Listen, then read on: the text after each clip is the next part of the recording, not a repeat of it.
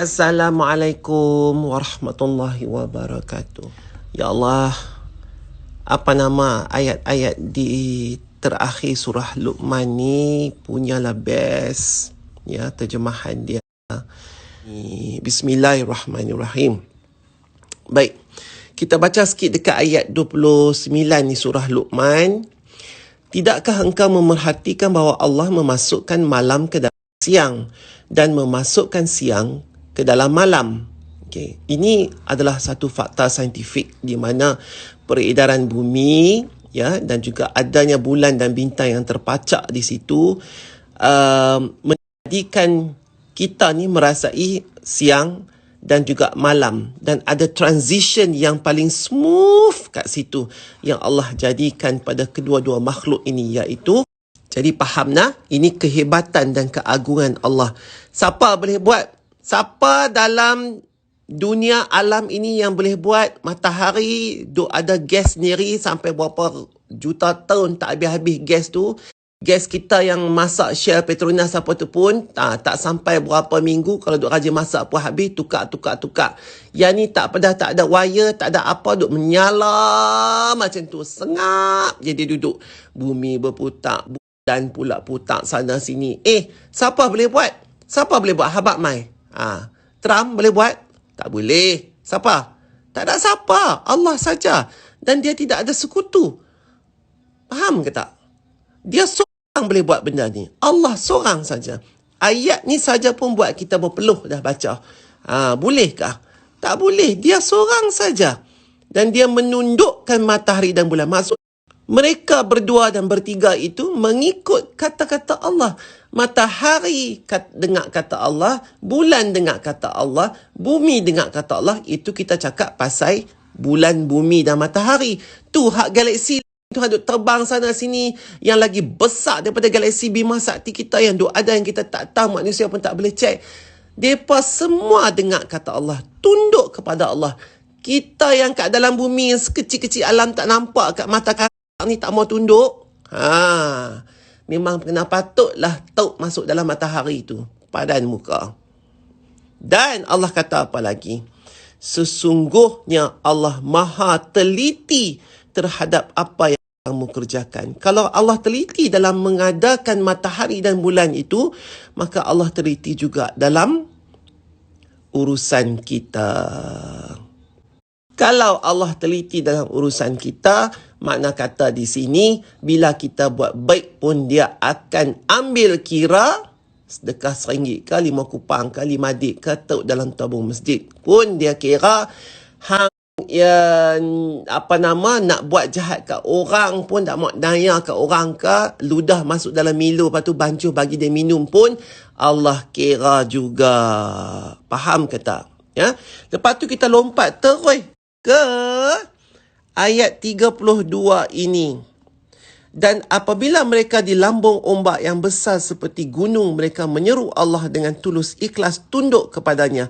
Yang ni banyak kali keluar Allah firman dalam Quran. Kali Allah ungkit cerita ni.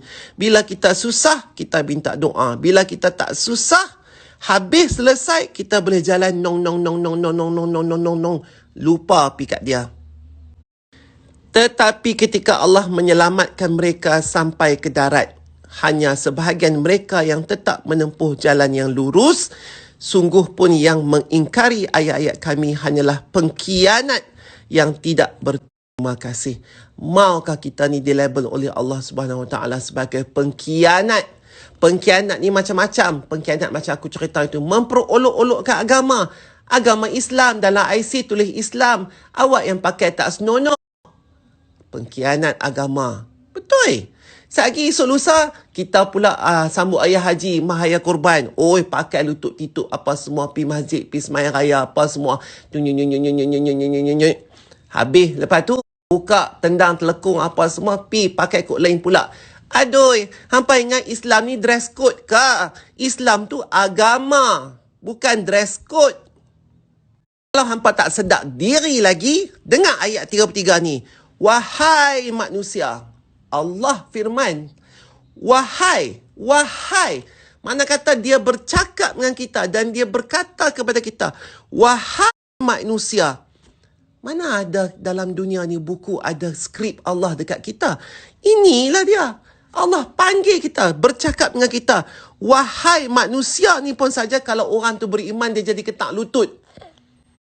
Bertakwalah kepada Tuhanmu dan takutlah pada hari yang ketika itu seorang ayah tidak dapat menolong anaknya.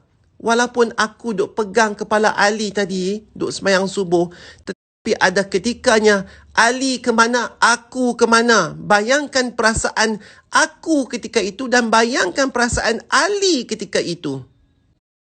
Dan seorang anak tidak dapat menolong ayahnya walau sedikit pun. Kalaupun ada pertalian persaudaraan ataupun tidak ada pertalian macam aku ni, tetap Ali dapat menolong aku jika aku menjadi pengkhianat yang tidak berterima kasih di atas. Sesungguhnya janji Allah itu benar, maka janganlah sekali-kali kamu terpedaya dengan kehidupan dunia. Kalau lain buat, kalau Kim Kardashian boleh pakai lagu tu, tak maksudnya kata kita ini boleh pakai macam mana dia pakai. Usah terpedaya wahai kaum muslimin saudara dan saudariku sekalian. Kenapa Allah kata wahai manusia, dan jangan sampai kamu terpedaya dengan penipu dalam mentaati Allah. Sesungguhnya, tuan-tuan dan puan-puan, sesungguhnya ilmu tentang hari kiamat hanya ada di sisi Allah. Dan dia yang menurunkan hujan dan dia yang mengetahui apa yang ada di dalam rahim. Tak keluar lagi pun Allah dah tahu. Dan tidak ada seorang pun yang dapat mengetahui dengan pasti. Dengan pasti, yakni dengan pasti. Kita boleh anggap saja, kita boleh assume saja, kita boleh buat umpatan saja, kita boleh membawang saja. Tetapi yang mengetahui dengan pasti adalah Allah Subhanahu Wa Taala, dan yang akan dikerjakan esok. Kita tahu esok kita nak jadi apa. Macam aku kata, okey, esok aku nak buat tulis resepi. Esok pukul berapa aku nak baca tazkirah kat mereka. Tetapi dengan pastinya aku tidak tahu apa, melainkan Allah saja yang mengetahui. Aku tahu aku nak baca surah Luqman pada hari ini. Sebab apa? Semalam aku baca surah ni. Tetapi aku tidak tahu apa yang ada di dalam terjemahan ini. Dan aku tidak tahu apa yang ilham Allah nak bagi ke aku untuk bagi tahu ke hampa, kat semua. Itu urusan Allah. Dengan pasti. Itu kena tahu. Dengan pasti.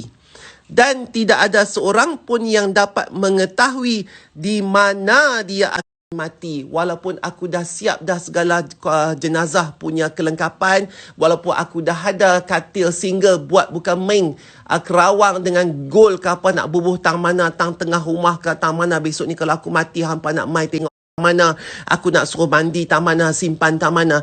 Tetapi aku tak tahu di mana aku akan mati. Kemungkinan masa aku tengah holiday kah, kemungkinan insya-Allah di Mekah kah, bersama-sama dengan para syuhada di perkuburan Baqi, insya-Allah.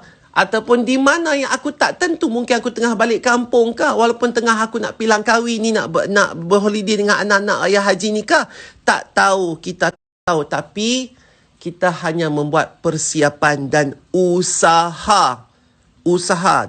Ingat usaha tu, nanti aku akan sebut tentang usaha. Sesungguhnya Allah Maha mengetahui lagi Maha mengenali. Mengenali tu pun kita boleh kupas lagi apa maksud mengenali tu. Faham ke tak? Okey. Apa kata kita sambung lagi sikit ini? Tak puas aku tengah naik share hari ni. Jadi kita dah habis terjemahan Luqman tadi. Kita pindah mai dekat Asmaul Husna yang kita nak belajar hari ni, kita nak kupas, iaitu Al-Kabir. Ya, Al-Kabir, agung. Nama Allah yang maha luas, agung dengan keagungan yang mutlak. Tiada batas dalam zat. Tiada batas dalam zat. Zat tu punyalah banyak. Punyalah bagus. Zat. Pati. Zat. Dah bagus. Tak ada batas pula tu dalam zat. Allahu Akbar. Okey. Dan tiada batas dalam zat, sifat. dan perbuatannya, hanya dialah yang agung dan tinggi dalam zatnya. Allah Subhanahu Wa Taala berfirman, kursi Allah meliputi langit dan bumi. Surah Al-Baqarah ayat 255. Jadi apa penerangan di dalam Asmaul Husna Al-Kabir ini?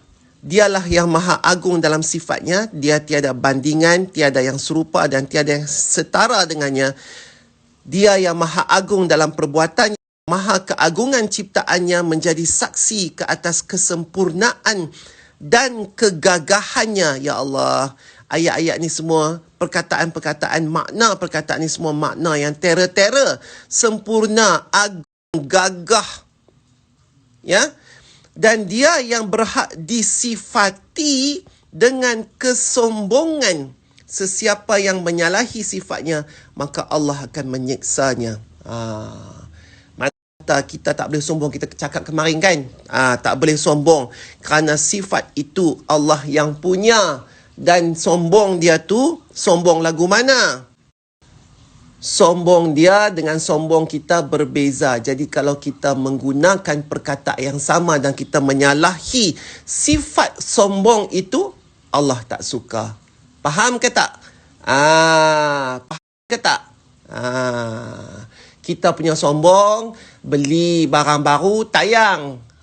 Dan kita pelekeh orang lain. Tapi Allah punya sombong, Allah tidak menayang. Tapi Allah memberikan, menunjukkan, mempamerkan supaya kita melihatnya dengan cara yang tawaduk dan kita menikmati apa saja kehebatan Allah itu dan kita gunakan untuk kebaikan. Itu cara yang betul untuk sombong. Faham ke tak? Jadi kita ni, kita boleh ambil mana-mana nama Allah dan kita pegang kat nama Allah tu. Faham ke tak? Kita pegang dan kita ada 99. Satu-satu tu kita nak kupas, kita nak faham pasal apa nama ini diberi. Allah menggunakan nama ini, sifat dia. Banyak cik kosot. Kosot. Sebab tu kalau kita nak beriman, kita kena ada ekstra perangai kita, effort kita untuk kita pegang hidayah kita, kelaku kita, tingkah laku kita kena faham. Baru kita takut, baru kita jadi orang baik. Kalau setakat hampa nak semayang, solat, apa semua, itu kewajipan. Tapi kalau kita nak effort lebih, nak tinggi kita punya tahap kebergantungan kepada Allah itu, kita kena ada effort. Jadi kita patah balik kepada Al-Kabir itu tadi. Seorang Muslim yang mengesahkan Allah dengan nama ini, hendaknya tunduk kepada Allah dengan sikap pengesaan dalam peribadatan. Okey, kita dah tahu makna Al-Kabir tu apa. Kita pegang nama tu, kita faham. Lepas tu semestinya melepaskan daripada dirinya segala sesuatu yang bersifat mempertuhankan, tidak menyainginya. Dalam kesombongan dan ketinggiannya, ia adalah selalu kesesatan dalam dirinya dan menyifati dirinya dengan hal itu. Jadi bila kita tahu sifat sombong itu milik Allah, maka kita tidak boleh saing sifat itu dengan dia. Faham ke tak? Kita kena buang terus sifat sombong tu. Sebab itu adalah milik Allah. Dan kalau kita salah guna perkataan ataupun arti sombong itu, kita telah menyaingi sifat Allah dengan cara yang salah. Kita telah memperkosa makna kesombongan itu dengan cara logik akal kita. Sombong kena buat lagu ni lah. Sombong kita kena tayang. Sombong kita kena dongak. Sombong kita kena pandang orang remeh. Sombong kita kena pelekeh orang. Sombong kita tak nak cakap dengan orang. Kita telah menyalahi sifat-sifat tersebut. Okey? Faham ke tak? Baik. Lepas tu, tidak pernah marah kerana urusan peribadinya. Dia hanya marah jika apa yang Allah haramkan dilanggar. Itu kena sifat kita. Maksud kata, kita kena pebetul. Kita kena marah buat benda yang betul. Kita tak boleh marah benda yang tak betul, yang sepatutnya betul. Bengong kan apa? Faham ke tak? Okey? Sat.